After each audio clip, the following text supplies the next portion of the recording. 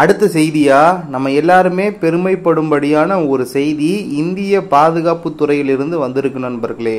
இந்திய விமானப்படையின் பலத்தை அடுத்த கட்டத்துக்கு எடுத்து செல்லும் ஒரு மிகப்பெரிய அறிவிப்பு தான் இது. நாம் பார்த்தபடி நமது உள்நாட்டு தயாரிப்பான தேஜஸ் MK-1A போர் விமானப்படைக்கு புதிய சக்தியை கொடுக்க வருகிறது. இந்த தேஜஸ் MK-1A விமானம் பிரான்ஸ் நாட்டின் மிராஜ் 2000 மற்றும் ரஷ்யாவின் Su-30 MKI விமானங்களையே மிஞ்சும் அளவுக்கு மேம்படுத்தப்பட்ட தொழில்நுட்பத்துடன் உருவாகியுள்ளது நண்பர்களே. இதை வெறும் செய்தியாக மட்டும் பார்க்காமல் இதன் முக்கியத்துவத்தையும் நமது பாதுகாப்புக்கு இது எப்படி உதவ போகிறது என்பதையும் விரிவாக பார்ப்போம். முதலில் இந்த செய்தி என்னவென்று பார்ப்போம். இந்திய அரசு நம் விமானப்படைக்காக 97 புதிய தேஜஸ் MK-1A போர் விமானங்களை வாங்குவதற்கு ரூபாய் 62,000 கோடிக்கு ஒப்புதல் அளித்துள்ளதுங்க. இது ஒரு மிகப்பெரிய ஒப்பந்தம். ஏற்கனவே 83 விமானங்களுக்கு ஆர்டர் கொடுத்துள்ள நிலையில் இப்போது இந்த 97 விமானங்களும் சேரும்போது மொத்தம் 180 தேஜஸ் MK-1A விமானங்களை நம் விமானப்படையின் வசம் இருக்குங்க. இது நம் விமானப்படையின் முதுகெலும்பாக இருக்கும். இந்த விமானங்கள் படிப்படியாக பயன்பாட்டில் இருந்து நீக்கப்பட்டு வரும் பழைய MiG-21 போர் விமானங்களுக்கு பதிலாக பயன்படுத்தப்படும்.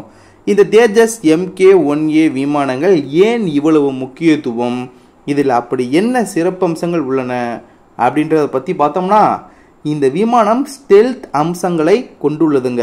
அதாவது எதிரி நாட்டு ரேடார்களில் எளிதில் சிக்காதபடி அதன் வடிவமைக்கப்பட்டுள்ளதுங்க. இது ஒரு மிகப்பெரிய தொழில்நுட்ப சாதனம். அடுத்து இதில் பொருத்தப்பட்டிருக்கும் AESA active electronically scanned array radar மிகவும் நவீனமானது.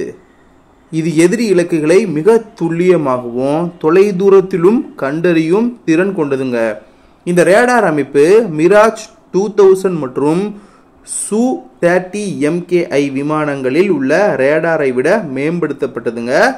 போர்க்களத்தில் மிக முக்கியமான ஒரு அம்சம் ஏவுகணைகள். இந்த தேஜஸ் MK-1A விமானம் உள்நாட்டிலேயே தயாரிக்கப்பட்ட அஸ்திரா MK-2 என்ற தொலைதூர ஏவுகணையை சுமந்து செல்லுங்க. இந்த ஏவுகணையின் வரம்பை பார்த்தோம்னா 160 கிலோமீட்டருக்கும் அதிகங்க. இதனால் எதிரி விமானங்கள் நம் கண்ணுக்கு தெரியாத தூரத்தில் இருக்கும் போதே அவற்றை தாக்க முடியும் நண்பர்களே. இது ஒரு மிக பெரிய போர் தந்திர முன்னேற்றம். மேலும் இந்த விமானத்தில் வான்வெளியில் எரிபொருட்கள் நிரப்பும் வசதியும் உள்ளதுங்க. இதனால் விமானத்தின் இயக்க வரம்பை பல மணி நேரம் நீடிக்க முடியும். அது மட்டுமின்றி மேம்பட்ட எலக்ட்ரானிக் போர் அமைப்புகளும் இதில் உள்ளன. சரி, இப்போது இந்த திட்டத்தின் தற்போதைய நிலை என்ன, இந்த விமானங்கள் எப்போது நம் விமானப்படைக்கு கிடைக்கும் அப்படின்ற கேள்விக்கான பதிலை பார்த்தோம்னா, இந்த தேஜஸ் MK-1A விமானங்களை பொதுத்துறை நிறுவனமான ஹிந்துஸ்தான் ஏரோநாட்டிக்ஸ் லிமிடெட் HAL தயாரிக்கிறதுங்க.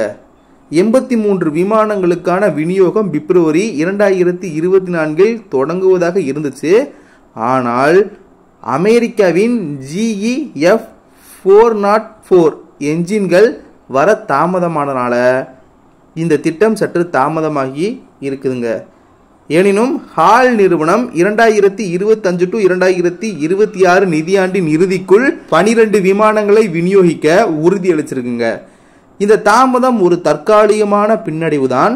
இந்த விமானத்தில் சுமார் 65% அதிகமான பாகங்கள் உள்நாட்டிலேயே தயாரிக்கப்பட்டவை என்பதால் இது இந்தியாவில் தயாரிப்போம் என்ற திட்டத்தின் ஒரு பெரிய உந்துதலாக இருக்கும் நண்பர்களே. சுருக்கமாக சொன்னால் தேஜஸ் MK-1A விமானம் என்பது வெறும் ஒரு போர் விமானம் மட்டுமல்ல, இது நம் நாட்டின் பாதுகாப்பு தொழில்நுட்பத்தில் நாம் அடைந்துள்ள முன்னேற்றத்தின் அடையாளம். இந்த விமானங்கள் நம் விமானப்படையின் பலத்தை பல மடங்கு அதிகரிக்கும் நண்பர்களே. அனைவருக்கும் வணக்கம். இன்றைய உலகின் முக்கியமான செய்திகளை பார்ப்பதற்கு முன்பாக நீங்கள் இன்னும் நம்முடைய சேனலை சப்ஸ்கிரைப் பண்ணாமல் இருந்தால் சப்ஸ்கிரைப் பண்ணிக்கோங்க. வாங்க இப்போ நம்ம ஒவ்வொரு முக்கியமான செய்திகளை பார்க்க ஆரம்பிப்போம். முதல் செய்தியாக இந்தியா ரஷ்யா தொடர்பான செய்தி தான். அதாவது அமெரிக்காவின் 50% வரி இந்தியாவுக்கு நெருக்கடியை ஏற்படுத்தியிருக்கிறது அப்படின்றத நம்ம எல்லாருக்குமே தெரிஞ்சிருக்கோம். இந்த நிலையில் நிலைமையை சமாளிக்க ரஷ்யாவுடன் அதிக அளவில் வர்த்தகத்தில் ஈடுபட மத்திய அரசு முடிவு செஞ்சிருக்காங்க. அதன்படி ரஷ்ய நிறுவனங்கள் இந்தியாவில் முதலீடு செய்து தொழில் தொடங்க மத்திய அரசு அழைப்பு விடுத்திருக்காங்க. நண்பர்களே, இந்தியா வந்திருக்கும் ரஷ்ய துணை பிரதமர் மத்திய வெளியுறவுத்துறை அமைச்சர் ஜெய்சங்கர் அவர்களை சந்தித்து பேசியிருக்காரு. இந்த பேச்சுவார்த்தையில் பல ஒப்பந்தங்கள் எட்டுவதற்கான சூழல் உருவாகி இருக்கு. நண்பர்களே, இந்த சந்திப்பு குறித்து ஜெய்சங்கர் அவர்கள் என்ன கூறியிருக்காங்க அப்படின்றத பார்த்தோம்னா, இந்தியா வேகமாக வளரும் பொருளாதாரம் கொண்ட நாடு. இங்கு மேக் இன் இந்தியா போன்ற முன்முயற்சிகள் வெளிநாட்டு வணிகங்களுக்கு புதிய வாய்ப்புகளை திறந்துள்ளது. இவை ரஷ்ய நிறுவனங்கள் இந்திய நிறுவனங்களுடன் அதிக அளவில் ஈடுபடுவதற்கு வாய்ப்பை உருவாக்குகிறது. $4 டிரில்லியன் அதிகமான ஜிடிபி கொண்ட இந்தியா எதிர்காலத்தில் 7% வளர்ச்சி விகிதத்தை எதிர்பார்க்கிறது. வளர்ச்சிக்கு இந்தியாவுக்கு நம்பகமான இடங்களிலிருந்து பெரும் வளங்கள் தேவைப்படுகின்றன. அத்தியாவசிய பொருட்கள், உரங்கள், ரசாயனம் மற்றும் இயந்திரங்களின் தொடர்ச்சியான விநியோகம் இருந்தால் மட்டும்தான் நாம் முழு வளர்ச்சியை எட்ட முடியும். வேகமாக வளரும் உள்கட்டமைப்பு வெளிநாட்டு நிறுவனங்களுக்கு வணிக வாய்ப்புகளை வழங்குகிறது. மேக் இன் இந்தியா போன்ற திட்டங்கள் வெளிநாட்டு வணிகங்களுக்கு புதிய வழிகளை திறந்துள்ளன. இந்தியாவின் நவீனமயமாக்கல் மற்றும் நகரமயமாக்கல் ஆகியவை நுகர்வு மற்றும் வாழ்க்கை முறை மாற்றங்களால் புதிய தேவைகளை உருவாக்குகின்றன. இந்த அம்சங்கள் அனைத்தும் ரஷ்ய நிறுவனங்கள் இந்திய நிறுவனங்களுடன் அதிக தீவிரமாக ஈடுபட ஒரு அழைப்பாகும். இந்த சவாலை எதிர்கொள்ள அவர்களை ஊக்குவிப்பதே எங்கள் முயற்சி. இந்தியாவுக்கும் ரஷ்யாவுக்கும் இடையிலான உறவு முக்கிய நாடுகளுக்கு இடையே மிக நிலையான உறவுகளில் ஒன்றாக இருப்பது தற்போதைய பரவலாக அங்கீகரிக்கப்பட்டுள்ளது. இருப்பினும் இது பொருளாதார ஒத்துழைப்புக்காக மாறவில்லை. வர்த்தக பற்றாக்குறை உள்ளது. அதாவது ரஷ்யாவிலிருந்து இறக்குமதி செய்யப்படும் பொருட்களின் அளவு அதிகமாகவும் இந்தியாவிலிருந்து அங்கு ஏற்றுமதி செய்யப்படும் பொருட்களின் அளவு குறைவாகவும் இருக்கிறது. வர்த்தகத்தில் சமநிலையை ஏற்படுத்த மத்திய அரசு தீவிரமாக முயற்சித்து வருகிறது. வளர்ச்சியை மேம்படுத்துவதிலும் விரைவுபடுத்துவதிலும் இந்தியாவும் ரஷ்யாவும் உறுதியாக இருக்கிறது. அரசாங்கங்களாக நாங்கள் செய்ய விரும்புவது வழிகாட்டுதலை வழங்குவதும் பொருளாதார நடவடிக்கைகளை நடத்துவதற்கான சூழ்நிலையை உருவாக்குவதும் ஆகும் அப்படின்ற மாதிரி கூறியிருக்காங்க. அதே சமயம் கூடுதலாக நம்ம பார்த்தோம்னா, அமெரிக்காவோட டாலரை தவிர்ப்பதன் மூலம் ட்ரம்போட வரி அச்சுறுத்தலை எதிர்கொள்ள முடியும். நண்பர்களே, இந்தியாவுக்கும் ரஷ்யாவுக்கும் இடையில் தற்போது தங்களது சொந்த கரன்சியில் வர்த்தகம் நடக்கிறதுங்க. எனவே இந்த வர்த்தகத்தை பலப்படுத்தி இந்திய ரூபாயின் மதிப்பை உயர்த்தி கொள்ள மத்திய அரசு திட்டமிட்டு இருக்கிறதுங்க. இது தவிர பிரிக்ஸ் அமைப்பில் உள்ள மற்ற நாடுகளுடன் சொந்த கரன்சியில் வர்த்தகத்தில் ஈடுபட மத்திய அரசு திட்டமிட்டிருப்பது என்பது குறிப்பிடத்தக்க ஒரு முக்கியமான விஷயம். நண்பர்களே, அடுத்த செய்தியா நமது நாட்டின் பாதுகாப்பு மற்றும் தொழில்நுட்ப வளர்ச்சியில் ஒரு முக்கியமான மைல்கல்லை பற்றி தான் இப்போ நம்ம பார்க்க போகிறோம். இந்திய ராணுவம் அணுசக்தி ஏவுகணைகளை தாங்கும் திறன் கொண்ட அக்னி-5 ஏவுகணையை வெற்றிகரமாக பரிசோதித்துள்ளது. நண்பர்களே, இது உலகளவில் இந்தியாவின் இராணுவ பலத்தையும் தற்சார்பு தொழில்நுட்பத்தையும் மீண்டும் ஒரு முறை நிரூபித்துள்ளது. நண்பர்களே, இந்த சோதனை ஏன் இவ்வளவு முக்கியமானது, இதில் என்னென்ன சிறப்பம்சங்கள் உள்ளன மற்றும் இது நமது பாதுகாப்புக்கு எப்படி ஒரு பெரிய பலமாக இருக்கும் என்பதை விரிவாக பார்க்கலாம்.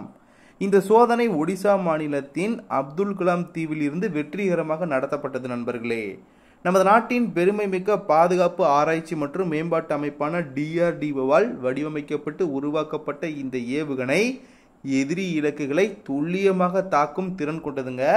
இந்த வரம்பு 5000 கிலோமீட்டருக்கும் அதிகம். இதன் மூலம் ஆசியாவின் பெரும்பாலான பகுதிகள் மற்றும் ஐரோப்பாவின் சில பகுதிகள் கூட நமது இலக்கு வரம்புக்குள் வருகின்றன. சரி, இந்த அக்னி-5 ஏவுகணையில் அப்படி என்னதான் சிறப்பம்சம் உள்ளன அப்படின்ற கேள்விக்கான பதிலை பார்த்தோம்னா, முதலாவதாக இது அணு ஆயுதங்களை சுமந்து செல்லும் திறன் கொண்டது. நண்பர்களே, இதன் மூலம் அணுசக்தி தாக்குதலுக்கு எதிராக இந்தியாவின் ஒரு வலுவான பாதுகாப்பு அரணை அமைத்துள்ளதுங்க. அடுத்ததாக இதன் மிக முக்கியமான அம்சம் கனிஸ்டர் லான்ச் தொழில்நுட்பம் தான்.